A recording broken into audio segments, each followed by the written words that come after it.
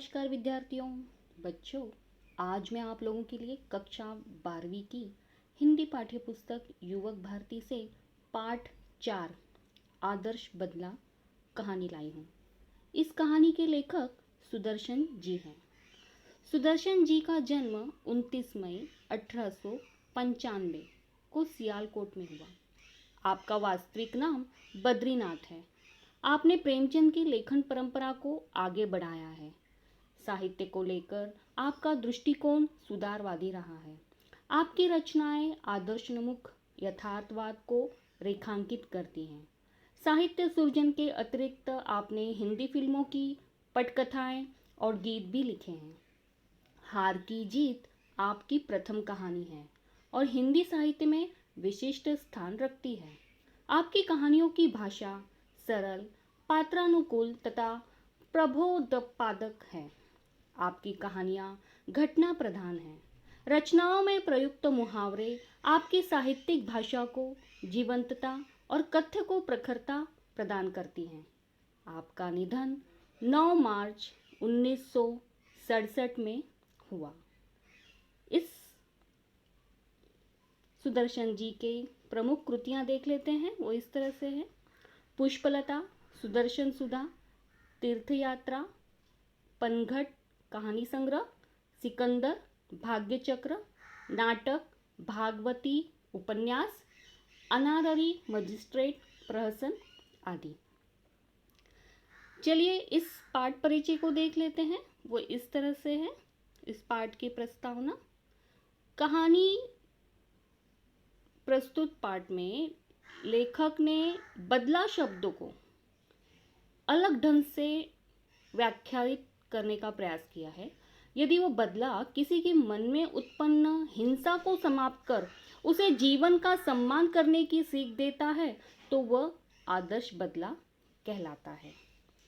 चलिए कहानी शुरू करते हैं। कहानी यहाँ से शुरू होती है।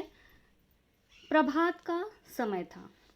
साधुओं की एक मंडली शहर के अंदर दाखिल हुई। उनका ख्याल था कि मन बड़ा चंचल है, अगर इससे काम न लो तो वो इधर उधर भटकने लगता है और अपने स्वामी को विनाश की खाई में गिराकर नष्ट कर देता है। इसलिए हमेशा भक्ति की जंजीरों से जकड़ देना चाहिए। साधु गाते रहे थे: सुमर सुमर भगवान को, मूर्ख मत खाली छोड़ इस मन को। साधु अपने राग में मग्न थे कि सिपाहियों ने आकर घेर लिया और हथकड़ियां लगाकर अकबर बादशाह के दरबार में ले गए। उस समय मशहूर रागी तानसेन ने यह कानून बनवा दिया था कि जो आदमी राग विद्या में उसकी बराबरी न कर सके वह आगरे की सीमा में गीत न गाए और जो गाए उसे मौत की सजा दी जाए। बेचारे बनवासी साधुओं को पता नहीं था, परंतु अज्ञान भी अपराध है। मुकदमा दरबार में पेश हुआ। तानसेन ने राग विद्या के कुछ प्रश्न किए। साधु उत्तर में मुंह ताकने लगे। बाद में सभी साधु तानसेन की दया पर छोड़ दिए गए, लेकिन दया निर्बल थी। मृत्यु दंड की आज्ञा हुई। उसमें से केवल एक 10 वर्ष का बच्चा छोड़ा गया। बच्चा है, इसका दोष नहीं, यदि है भी तो क्षमा के योग्य है। साधु पिता की मृत्यु के पश्चात बच्चा रोता हुआ आगरे के बाजारों से निकला और जंगल में जाकर अपनी कुटिया में रोने तड़पने लगा। वो बार बार अपने बाबा को पुकारता रहता था। कहता था कि अब कौन प्यार करेगा, कहानियाँ कौन सुनाएगा, मैं अनाथ हो गया हूँ। बच्चा देर तक रोता रहा। इतने में कुटिया के सामने बाबा हरिदास जी पधारे। बोले, बेटा शांति करो, शांति करो। उस बच्चे का नाम बैजू था। बैजू उठा और हरिदास जी के चरणों में लिपट गया। बिलक बिलक कर रोता रहा और बार बार कहता रहा कि मेरा संसार उजड़ गया, मैं क्या करूं। लेकिन हर बार बाबा हरिदास जी उसे बेटा शांति शांति कहते रहे। बैजू की आंखों में क्रोध था। वह सिर झुकाकर खड़ा हो गया। वो बदला लेना चाहता था। बाबा हरिदास जी ने उसे गले से लगाया और कहा, मैं तुझे वह हथियार दूंगा जिससे तू अपने पिता की मौत का बदला ले सकेगा। बैजू हैरान व खुश हुआ। उसने कहा, बाबा, आपने मुझे खरीद लिया, बचा लिया। आज से मैं आपका सेवक हूँ। बाबा हरिदास जी ने उसे 12 वर्ष घोर, कठोर और भयंकर तपस्या करने के लिए कहा। बैजू ने कहा, मैं अपने जीवन का एक एक क्षण आपको भेंट कर दूंगा, मगर क्या इसके बाद मुझे वह हथियार मिल जाएगा जिससे मैं अपने पिता की मौत का बदला ले सकूं? हरिदास जी ने कहा, हाँ, मिल जाएगा। बैजू ने कहा, तो मैं आज से आपका दास हूँ, आपकी हर आज्ञा का पालन करूंगा। 12 बरस बीत गए। अब बैजू बावरा जवान हो गया था और राग विद्या में निपुण था। एक दिन हरिदास जी ने हंसकर कहा, वत्स, मेरे पास जो कुछ था वो मैंने तुझे दे डाला। अब तू पूर्ण गंधर्व हो गया है। अब मेरे पास और कुछ नहीं है जो तुझे दूं। बैजू ने कृतज्ञता भाव से कहा, महाराज, आपका उपकार जन्म भर सिर से न उतरेगा। हरिदास जी ने बैजू से एक प्रतिज्ञा करवाई कि वह इस राग विद्या से किसी को हानि न पहुंचाएगा। इस प्रतिज्ञा से बैजू का लहू सूख सा गया।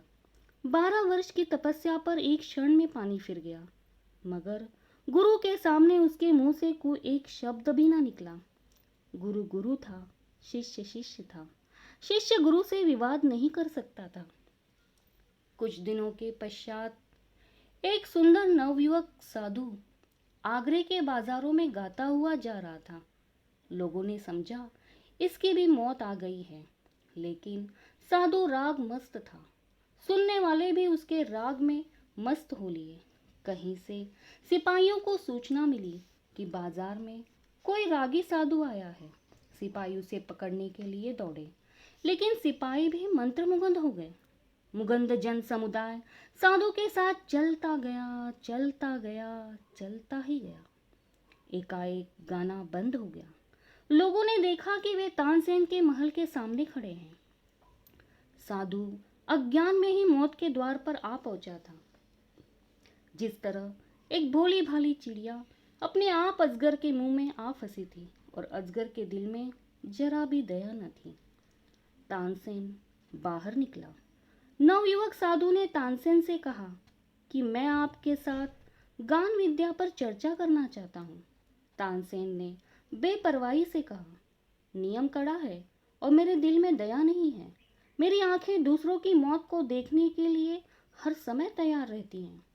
साधु ने कहा, मेरे दिल में जीवन का मोह नहीं है। मैं मरने के लिए हर समय तैयार हूँ। सिपाही नवयुवक साधु की दरबार की ओर ले चले। शर्तें सुनाई गई कि कल प्रातःकाल नगर के बाहर वन में तुम दोनों का गान युद्ध होगा। अगर तुम हार गए तो तुम्हें मार डालने तक का तानसेन को पूर्ण अधिकार होगा, और अगर तुमने उसे हरा दिया तो उसका जीवन तुम्हारे हाथ में होगा। नौजवान साधु ने शर्तें मंजूर कर ली। जानते हैं ये नौजवान साधु कौन था? बैजू बावरा था।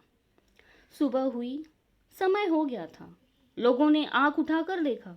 अकबर सिंहासन पर था, साथ ही नीचे की तरफ तानसेन बैठा था और सामने फर्श पर नवयुवक बैजू बावरा बैठा था। उसके मुंह पर तेज था, उसकी आंखों में निर्भयता थी। अकबर ने घंटी बजाई और तानसेन ने कुछ सवाल संगीत विद्या के संबंध में बैजू बावरा से पूछे। बैजू ने उचित उत्तर दिए और लोगों ने हर्ष से तालियां पीट दी। हर मुंह से जय हो, बलिहारी बलिहारी की ध्वनि निकलने लगी। उसके बाद बैजू बावरा ने सितार हाथ में ली और जब उसके पर्दों को हिलाया तो जनता ब्रह्मानंद में लीन हो गई। पेड़ पौधे प्राणी आदि उछल रहे थे। झूम झूम कर जनता थिरक रही थी। ऐसा लगता था कि सारे विश्व की मस्ती वहीं आ गई है। लोगों ने देखा कि कुछ हिरन छलांग मारते हुए आए और बैजू बावरा के पास आ खड़े हो गए। हिरन सुनते रहे। हिरन मस्त और बेसुध थे।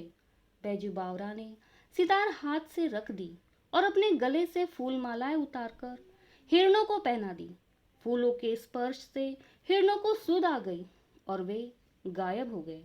तभी बैजूक ने कहा, तानसेन, मेरी फूल मालाएं यहाँ मंगवा दे, तब मैं जानूं कि आप राग विद्या जानते हैं। तानसेन ने भी सितार हाथ में लेकर उसे अपनी पूर्ण प्रवीणता के साथ बजाने लगी। वह खुद सितार बन गया, पसीना पसीना हो गया। आज उसने वह बजाया जो कभी ना बजाया था। आज उसके सामने एक उस्ताद बैठा था, कितना ऊंचा, कितना गहरा, कितना महान। आज वो अपनी पूरी कला दिखा देना चाहता था। आज वह किसी तरह भी जीतना चाहता था। बहुत समय बीत गया, सितार बजती रही, लेकिन आज लोगों ने तानसेन को पसंद नहीं किया। बहुत चेष्टा करने पर जब कोई हिरन ना आया तो तानसेन की आंखों के सामने मौत नाचने लगी। आखिर तानसेन खिसियाना होकर बोला, वे हिरन अचानक इधर आ निकले थे, राग की तासीर से ना आए थे। हिम्मत है तो अब दोबारा बुलाकर दिखाओ। बेजू बावरा मुस्कुराया और धीरे से बोला, बहुत अच्छा, दोबारा बुलाकर दिखा देता हूँ। यह कहकर उसने फिर सितार पकड़ ली। सितार की संगीत लहर सुनते ही फिर से हिरन बैजू बावरा के पास आ खड़े हो गए। सब कुछ देखते हुए अकबर ने निर्णय सुना दिया। बैजू बावरा जीत गया, तानसेन हार गया। अब तानसेन की जान बैजू बावरा के हाथ में थी। तानसेन कांपता हुआ बैजू बावरा के पैरों पर गिर पड़ा और कहने लगा, मेरे प्राण न लो।